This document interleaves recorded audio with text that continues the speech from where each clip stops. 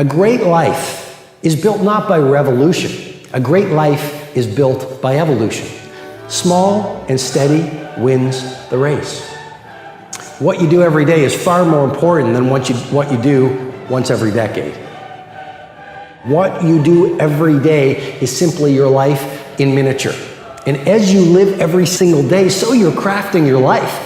What you do over the next hours is really building your future. And if you can just get, and I can just get every single pocket of 24 hours right as best as we humanly can, the rest of our life is going to take care of itself. So small wins matter.